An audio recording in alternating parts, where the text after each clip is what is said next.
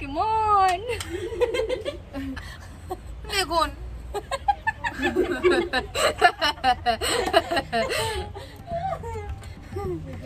Hello welcome back to my YouTube channel. So आज मैं आ गई हूँ आप लोगों के लिए एक इन्फॉर्मेटिव वीडियो लेके। और उसके पहले मैं एक चीज़ बता देती हूँ कि प्लीज़ आप लोग मेरे ये बैकग्राउंड और ये साइड का जो सिचुएशन है ये सब देख के प्लीज़ कुछ भी जज मत करना, क्योंकि आप लोगों को पता है कि मैं हॉस्टल में रहती हूँ, मैं मेरे बेड में रहकर वीडियो बनाती हूँ। मस्त जोक मारा रे ये हंस रे हलकट हंस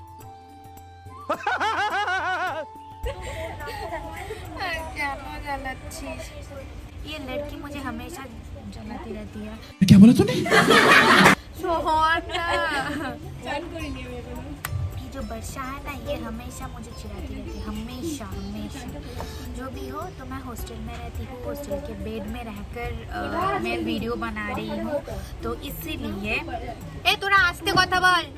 चुप चुप हो जा सातवीं फेल। वीडियो जो है वो है कि आप लोगों को मतलब हमें कैसे एग्ज़ाम्स में लिखना चाहिए, कैसा सीरियल रखना चाहिए, और हम लोग हमेशा कौन सा 3 मिस्टेक्स करते हैं हमेशा एग्ज़ाम्स लिखते वक्त। तो आज इस वीडियो में मैं उसको लेकर बात करने वाली हूँ। So stay tune and video को प्लीज़ लास्ट तक देखना। एंड मैं मेरे हिसाब से जैसे करके होता है वैसे मैं बताऊँगी, एंड मैं इजी वे में ही बताऊँगी। सो या stay tune and let's get started. তোদেরকে যত চিৎকার করতে মনে করছি তত চিৎকার করছিস তো। এখানে এসে আবার হাসতে এসছে দেখুন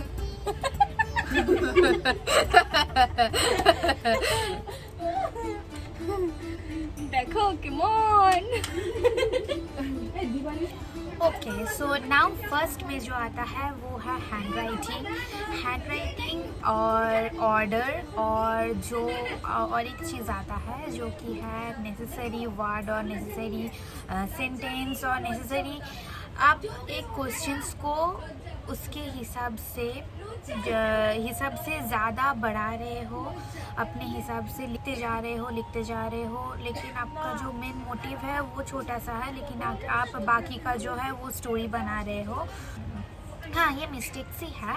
और जो ऑर्डर हैंड राइटिंग का जो है वो है कि आपको हमेशा हैंड राइटिंग बहुत ही सॉफ्ट एंड स्मूथ रखना है, हैंड राइटिंग ख़राब नहीं रखना है।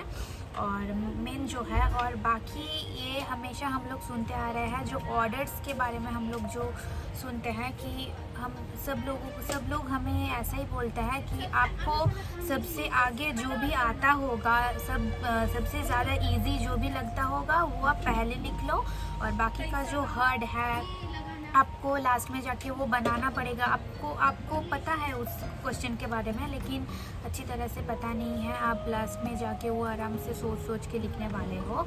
तो ये सब लास्ट में होगा, और जो आपको आता है वो सब आप लोग फास्ट में लिखोगे। तो ऐसा करके हम लोगों को सिखाया जाता है हमेशा। तो ये ठीक भी है और गलत भी है। गलत है इसलिए क्योंकि मैं ये बोल रही हूँ सीरियल वाइज के बारे में जो बता रही हूँ, जो कि आप लोग सोचो कि आपके क्वेश्चन पेपर में 4 ग्रुप है ABCD, और ABCD में आपको नंबर वाइज जो भी रहेगा, फास्ट का एक का जो रहेगा वो शायद 1 का रहेगा, जो मीनिंग होता है 1 मार्क्स का रहता है, और बाकी 2, 3 और 2 + 3 5 और 10 ऐसा करके रहता है।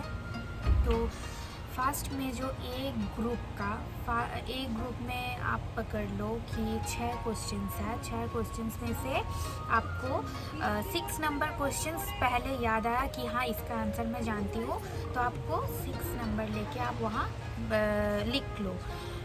और 6 नंबर लिखने के बाद अगर आपको अचानक से याद आया कि D का 3 नंबर मुझे आता है, तो D का 3 नंबर आप वहाँ लिख लेते हो। ये जो है ये गलत है। आप लोगों को मैं यही बोलूँगी कि A में जो भी आंसर्स आगे आता है 1 to 6 के अंदर, आप 6 पहले आता है तो 6 पहले लिख लो, उसके बाद अगर 3 आता है तो 3 लिख लो। एक ग्रुप में ऊपर ग्रुप लिख लो, मेंशन करो सब कुछ एकदम कि ए के अंडर में ये है, बी के अंडर में ये है, ये सब करके। तो ए में पहले आपको जो कुछ भी आता है वो आप पहले लिख लो। उसके बाद बी में आपको शायद लास्ट 1 आता है, तो आप वहाँ वो पहले लिख लो, फिर जाके लिख लो। अगर ऐसे सीरियल वाइज आप लोग नहीं करते हो, अगर ए के बाद डायरेक्ट डी में जाके डी का सेकेंड नंबर या थर्ड नंबर क्वेश्चन आप लिख लेते हो पहले, और फिर सी में आ जाते हो, ऐसा हैपजेट करके अगर लिखते हो, तो जो टीचर आपका पेपर चेक करते हैं तो उसका मूड हमेशा ठीक नहीं रहता है। आपका पेपर जब वो चेक कर रहे होंगे उसके पहले बहुत सारे चेक किए होंगे, और उसके पहले चाप पकड़ लो कि आप फर्स्ट में हो, आपका पेपर फर्स्ट चेक हो रहा है, तो उसके पहले उस टीचर का मूड कैसा रहेगा, घर में कुछ झगड़ा हुआ है वाइफ के साथ,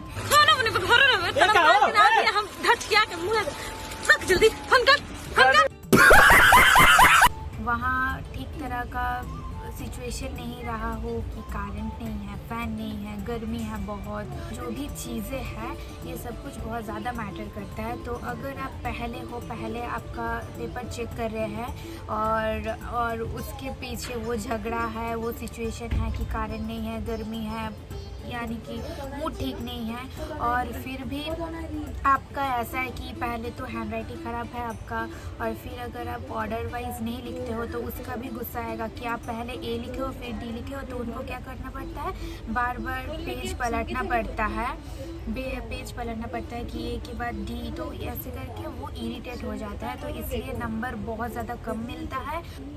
और बाकी का जो एडवांटेज है कि आपका हैंड राइटिंग भी बहुत अच्छा है, आप सब कुछ सीरियल वाइज लिख रहे हो, शायद आपका जो है मेन पर्टिकुलर आप खुद को समझ लो कि आप वैसा नहीं किया है आपने, कि सीरियल वाइज नहीं लिखा है आपने, हैंड राइटिंग भी सही नहीं किया है आपने, और उसके पहले का जो पेपर्स होगा उसने बहुत अच्छे से लिखा है, हैंड राइटिंग भी अच्छा है, ऑर्डर वाइज भी लिखा है उन्होंने, और जो जिस भी क्वेश्चन का जितना भी लिखना चाहिए उस क्वेश्चन का उतना ही लिखा है, ठीक है।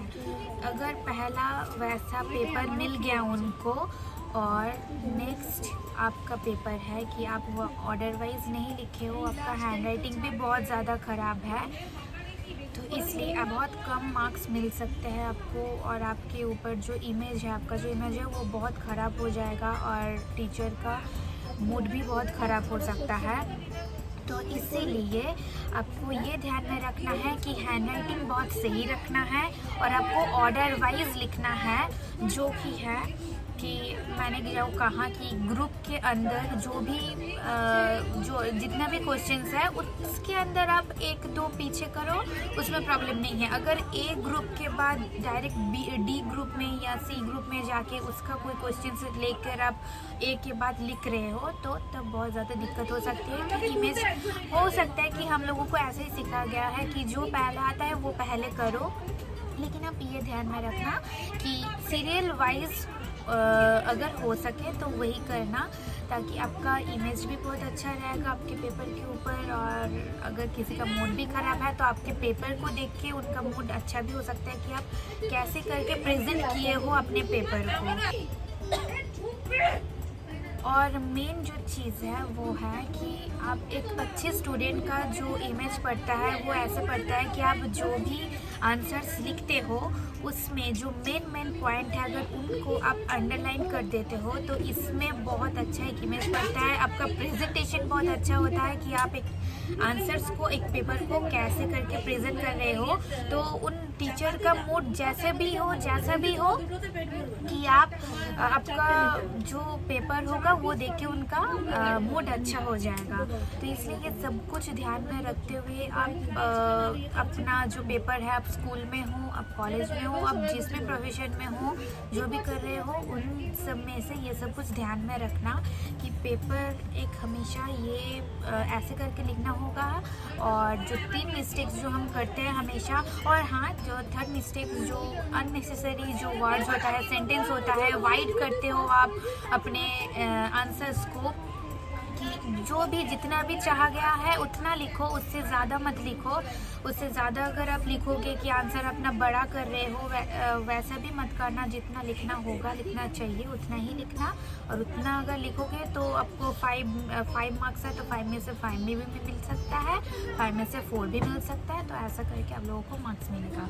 सो आप लोगों को हमेशा 3 चीज़ याद रखना, जो कि है hand writing, order and unnecessary wide करना। ये 3 चीज़ आप लोग हमेशा ध्यान रखना। हैंड राइटिंग हमेशा स्मूथ एंड अच्छा होगा, एकदम नीट एंड क्लीन होना चाहिए, जो कि आपका जो टीचर होगा वो देख के बहुत खुश हो जाएंगे। सेकेंड, जो ऑर्डर्स होगा आंसर्स लिखने का, वो ज़रा ध्यान में रखना।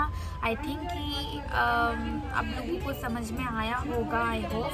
तो ये सीरियल वाइज हमेशा लिखते रहना, और ये हमेशा सोचते रहना कि मुझे अच्छा करके प्रेजेंट करना है मेरे कॉपी को।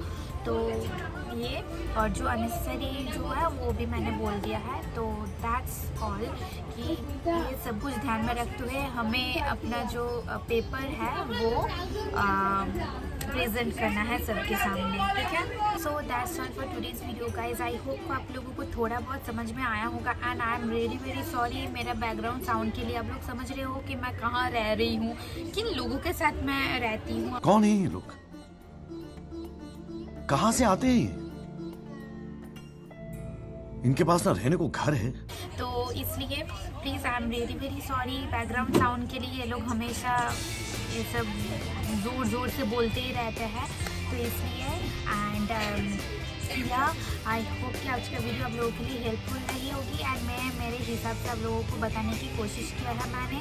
तो इसलिए आप लोग अगर इसके हिसाब से, इसके रिलेटेड अगर कोई भी क्वेश्चन हो तो प्लीज़ मुझे कमेंट सेक्शन में कमेंट करके ज़रूर बताना। And please suggest me some topics and content कि मुझे किस चीज़ के ऊपर वीडियोस बनाना चाहिए। आप लोग किस चीज़ के ऊपर वीडियोस चाहते हो ये भी मुझे बताना। एंड या bye, in the next one, in the next vlog और वीडियो।